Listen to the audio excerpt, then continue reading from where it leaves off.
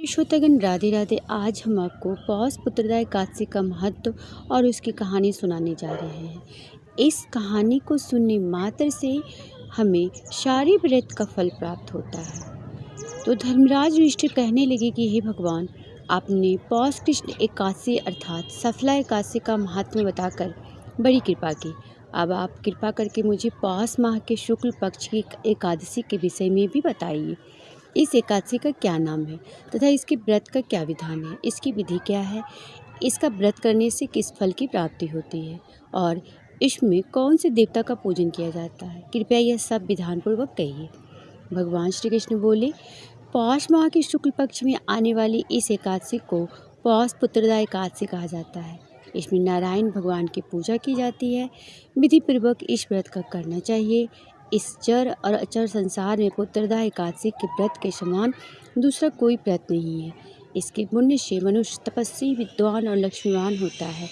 इसकी मैं एक कथा कहता हूँ, सो तुम ध्यानपूर्वक सुनो। भद्रावती नामक नगरी में सुकेतुमान नाम का एक राजा राज्य करता था। उसका कोई पुत्र नहीं था। उसकी स्त्री का नाम सैब्या था। वह निपुत्री होने के कारण सदैव चिंतित रहा करती थी। राजा के पितर भी रो रो कर पिंड लिया करते थे और सोचा करते थे, इसके बाद हमको कौन पिंड देगा। राजा को भाई, बांधव, वन, हाथी, घोड़े, राज्य और मंत्री, इन सब में से किसी का भी संतोष नहीं होता था। वह सदैव यही विचार करता था कि मेरी मरने के बाद मुझको कौन पिंडदान करेगा। बिना पुत्र के पितरों और देवताओं का ऋण मैं कैसे चुका सकूंगा। जिस घर में पुत्र ना हो उस घर में सदैव अंधेरा ही रहता है। इसलिए पुत्र उत्पत्ति के लिए प्रयत्न करना चाहिए।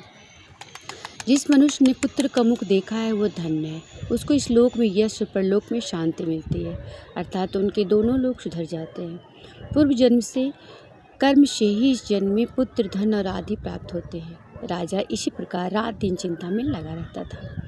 एक समय तो राजा ने अपने शरीर को त्याग देने का निश्चय किया, परंतु आत्मघात को महान पाप समझकर उसने ऐसा नहीं किया। एक दिन राजा ऐसा ही विचार करता हुआ अपने घोड़े पर चढ़कर वन को चल दिया तथा पक्षियों और वृक्षों को देखने लगा।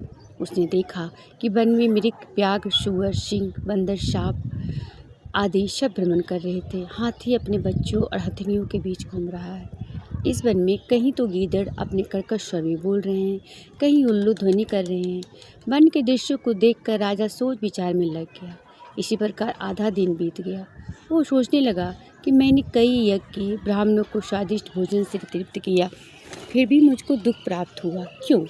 राजा प्यास के मारे अत्यंत दुखी हो गया और पानी की तलाश में इधर उधर फिरने लगा। थोड़ी दूर पर राजा ने एक सरोवर देखा। उस सरोवर में कमल खिले थे तथा सारस, हंस, मगरमच्छ आदि विहार कर रहे थे। उस सरोवर के चारों तरफ मुनियों के आश्रम बने हुए थे। उसी समय राजा के दाहिने अंग फड़कने लगे। राजा शुभ शकुन समझकर घोड़े से उतरकर मुनियों को दंडवत प्रणाम करके बैठ गया। राजा को देखकर मुनियों ने कहा, हे राजन, हम तुमसे अत्यंत प्रसन्न हैं। तुम्हारी क्या इच्छा है सो कहो। राजा ने पूछा, महाराज आप कौन हैं और किस लिए यहाँ आए हैं, कृपा करके बताइए। मुनि कहने लगे, हे राजन, आज संतान देने वाली पुत्रदा एकादशी है। हम लोग विश्वदेव हैं और इस सरोवर में स्नान करने के लिए आए हैं। यह सुनकर राजा कहने लगा कि महाराज, मेरी भी कोई संतान नहीं है। यदि आप मुझ पर प्रसन्न हैं तो एक पुत्र का वरदान दीजिए। मुनि बोले, हे राजन, आज पुत्रदा एकादशी है, आप अवश्य इसका व्रत करें। भगवान की कृपा से अवश्य आपके घर में पुत्र होगा। मुनि के वचनों को सुनकर राजा ने उसी दिन एकादशी का व्रत किया और द्वादशी को उसका पारण किया। इसके पश्चात मुनियों को प्रणाम करके महल में वापस आ गया। कुछ समय बीतने के बाद रानी ने गर्भ धारण किया और 9 महीने के पश्चात उनके एक पुत्र हुआ। वह राजकुमार अत्यंत सूरवीर, यशस्वी और प्रजापालक हुआ। श्री कृष्ण बोले, हे राजन, पुत्र की प्राप्ति के लिए पुत्रदा एकादशी का व्रत करना चाहिए। जो मनुष्य इस महात्म्य को पढ़ता या सुनता है उसे अंत में स्वर्ग की प्राप्ति होती है। बोलो विष्णु भगवान की जय।